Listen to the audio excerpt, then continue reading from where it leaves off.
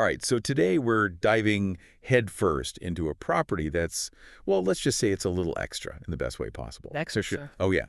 Asherwood, the largest house in Indiana, I've heard of it. 51,267 square feet. That's not a typo. Wow. On 106 acres. Designed by Mel Simon, the Simon Property Group guy. If you know, you know. Oh, yeah, no. So we're talking European grandeur meets modern luxury, all wrapped up in one seriously impressive package. Ready to dig in? Absolutely, let's do it. The thing that gets me is how they just nailed that balance. You know, What do you mean? classic limestone, all those arched windows, ornate details everywhere, like something straight out of a European fairy tale. I can see that. But then, bam, 18-hole golf course, tennis courts. It's like, let's take timeless elegance and give it a modern-day playground. That's quite a combination. And you can't talk about Asherwood without mentioning that grand entrance. It's a showstopper. Two massive mahogany staircases, wrought iron details so intricate, all sweeping up from this gleaming black and white tiled floor. I bet the photos don't even do it justice.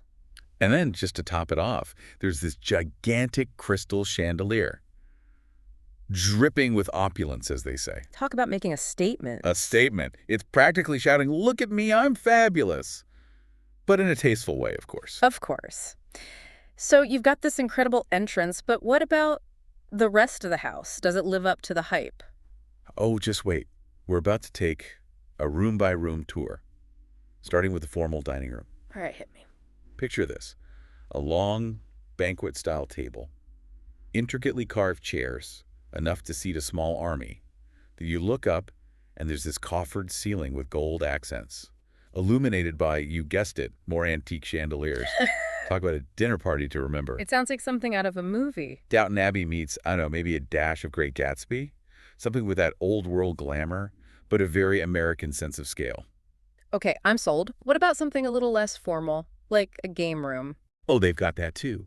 And it's not your average basement rec room, trust me. We're talking wood-paneled walls, inlaid fabric art, and a billiards table that looks like it belongs in a museum. Cozy but sophisticated, you know. I'm starting to get a sense of Mel Simon's style. He didn't do anything halfway. Exactly. Now, are you ready for this?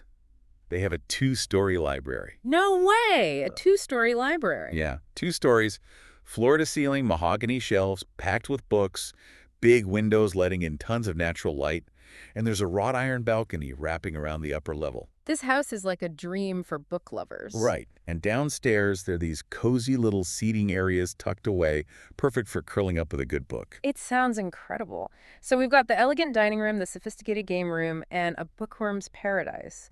But where's the main gathering space? The heart of the home, so to speak. Ah, yes. The Great Hall. This is where Asherwood really comes alive. Imagine plush seating, all those rich reds and golds, vintage wooden tables, more chandeliers, obviously, and then just these beautiful ornate rugs scattered around on the polished wood floors. It's grand, but still feels intimate somehow. It's interesting how they managed to achieve that. You'd think a house this big would feel cold or impersonal. Right. But somehow, each space has this distinct personality, a specific purpose. It's not just a big empty mansion. It's a collection of curated experiences, each one more luxurious than the last. You're making me want to see this place for myself. Well, hold on tight because we haven't even gotten to the bedrooms yet. The bedrooms, I can only imagine. Think serene, calming, total luxury. Soft cream-colored walls, intricate molding, heavy velvet drapes framing these huge windows. And of course, you have a giant 4-poster bed in each room with ornate bedside tables. It's all about creating a retreat, a place where you can completely unwind in style. I'm getting serious design envy right now. But wait, didn't you mention something about a beauty salon in the house? Oh, yeah. I almost forgot. And it's not just any salon. We're talking full-on Moroccan-inspired design. Mosaic tiles, gilded columns, archways everywhere. Like having a high-end spa right in your own home. They really thought of everything, didn't they? It's all about that next-level pampering. And it shows you just how much thought went into every single detail of this house. It's like they were trying to create a world where you never have to leave. And to be honest, I'm not sure I would want to. Right. And we can't forget about the little ones. There's a children's suite, and it's totally different from the rest of the house. Get this, it's designed like a log cabin. A log cabin in a mansion like that. I know, right? It's got wood-paneled walls, plaid carpets, big comfy leather chairs. Totally playful and whimsical. It just goes to show that even in a house this grand, there's room for personality and a sense of fun. I love how they weren't afraid to mix things up and create a little surprise. It's all about those unexpected details that make a house a home. Well, they certainly succeeded. Asherwood is a house that keeps you guessing. Every room is a new discovery. And to think, this whole incredible estate was the brainchild of one man, Mel Simon. Mel Simon, a true visionary. He built an empire with Simon Property Group. But Asherwood, that was his masterpiece. His passion for real estate and design is evident in every inch of this place. Sadly, Mel passed away in 2009, but his legacy lives on, in a way, through Asherwood. What happened to the house after he passed? Well, his wife, Bren Simon, she donated it to the Great American Songbook Foundation, but later on, it was sold to private buyers. So it went from a private estate to a foundation and back to private hands. Yeah. The main house is now a private residence again, but it's part of this newly developed gated community, 40 custom home lots, all surrounding the original estate. Wow, that's quite a transformation. It really is. From a family home to a philanthropic endeavor, and now it's something else entirely. It makes you think about how these grand estates evolve over time, how they adapt to changing needs and lifestyles. It's like a constant cycle of reinvention. But some things, some essence remains the same. The spirit of the place, maybe, the grandeur, the history, it's all still there, just in a new context. Exactly, and it makes you wonder what the future holds for places like Asherwood. How will they continue to evolve? That's a question for another day, perhaps. But for now, we've still got more to uncover about this amazing estate. The story of Asherwood is far from over. You know, it's funny, we haven't even touched on the land itself yet. Oh yeah, the 106 acres.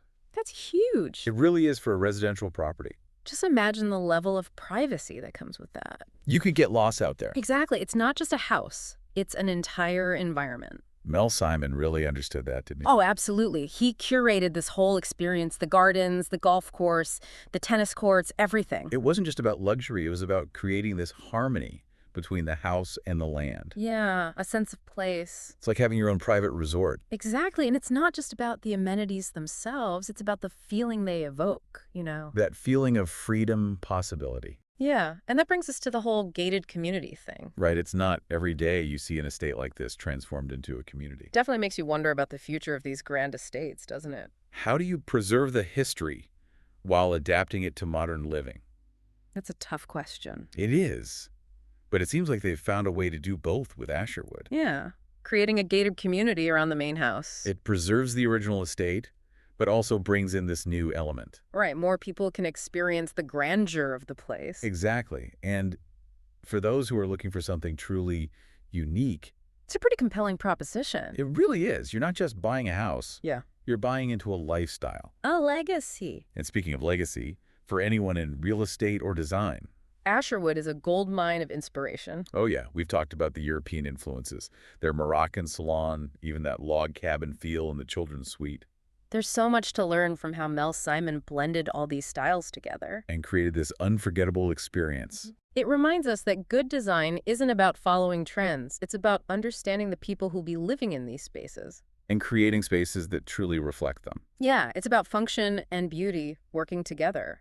So for our listeners who are design enthusiasts, Asherwood is a must-see, even if it's just through pictures and videos. it shows you there are no limits to creativity. And that even the most ambitious visions can be brought to life. It also reminds us of the power of craftsmanship and attention to detail. Especially in today's world where everything feels so mass-produced. It's refreshing to see something built with that level of care. It's like stepping back in time, you know? To an era when quality mattered. When things were made to last. Asherwood is a testament to that. That true luxury is about thoughtfulness. Creating spaces that inspire. And leaving a legacy. A legacy that will hopefully endure for generations to come. Well said. On that note, I think we've covered a lot of ground with Asherwood. We have, but there's still one more piece of the puzzle to explore. What does Asherwood tell us about the future of luxury living? Stick with us as we wrap up our deep dive into this incredible estate. So we've talked about the house, the land, the history, but now I'm curious, what does Asherwood tell us about luxury itself? Is it really just about having a bigger, better house? I don't think so. I mean, Asherwood definitely challenges the traditional idea of a luxury home. How so? It's not just a place to live, it's an experience. Like a destination. Exactly. Everything is designed to create a specific feeling, a certain lifestyle. And that lifestyle is. Well, it's definitely lavish, but it's also effortless. Everything you could possibly need is right there at your fingertips. The golf course, the salon, the library, the gardens. It's like they've anticipated your every desire. Like living in your own private world. And that's becoming a trend in luxury real estate. It's not just about square footage anymore. It's about creating an immersive experience. Right. A sense of place, a sanctuary, a true escape from the everyday world. So it's not just owning a big house, it's owning a lifestyle. And in Asherwood's case, it's a lifestyle with a rich history. And a whole lot of grandeur. Exactly. It's not just a trophy property. It reflects the people who built it, the lives they lived. It tells a story. And now, with the gated community, even more people can be a part of that story. It's fascinating, isn't it?